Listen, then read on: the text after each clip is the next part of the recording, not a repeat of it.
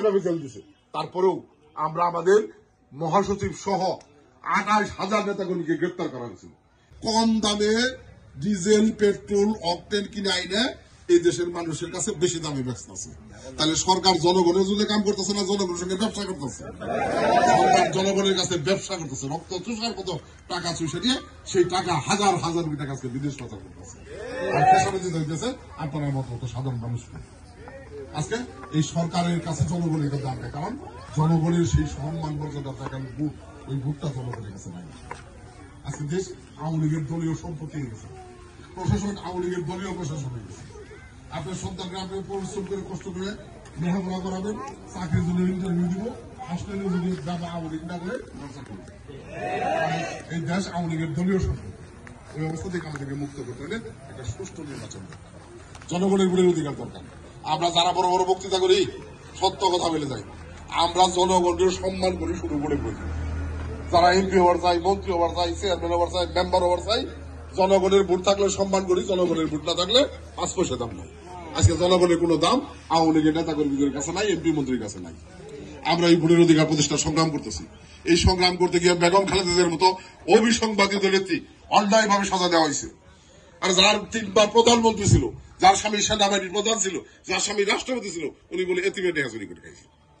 মিথ্যে মামলা দিয়ে আজকে উনি মৃত্যুর সাথে পাঞ্জা লড়তেছে, ওনার চিকিৎসার সুযোগ দেয় না। তারেক রহমানকে আওয়ামী লীগ বুঝতে পারছিল, একটা রাজনীতি আগে থেকেই তারেক রহমানের বিরুদ্ধে মিথ্যা কথা কওয়া শুরু করছে, অন্যায়ভাবে জেল দিছে। তারপরেও আমরা আমাদের মহাসচিব সহ 28,000 নেতাকর্মীকে গ্রেপ্তার করা হয়েছিল। এই যে এই ইউনিয়নে অনেকেই গ্রেপ্তার করা হয়েছে। এই যারা গ্রেপ্তার হয়েছিল একটু দাঁড়ান, এই মনে আছে ইয়ে আছে, একটু দাঁড়ান। কি অপরাধ ছিল ওদের? শামীম গো, আলম ভাই গো, কি অপরাধ ছিল করে? বাড়ি থেকে ধরে নিয়ে গায়েবী মামলা দিয়ে দিচ্ছে, মিথ্যা মামলা দিয়ে দিচ্ছে।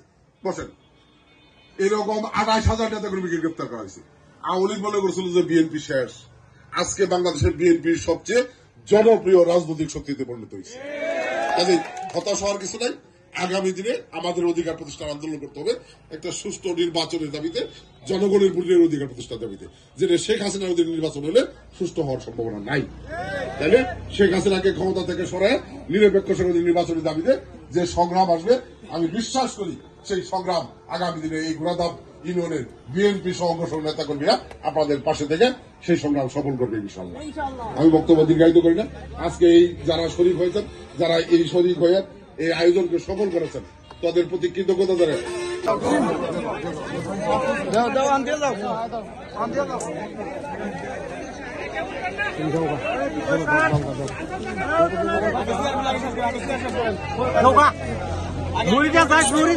মুড়ি দিয়া যায়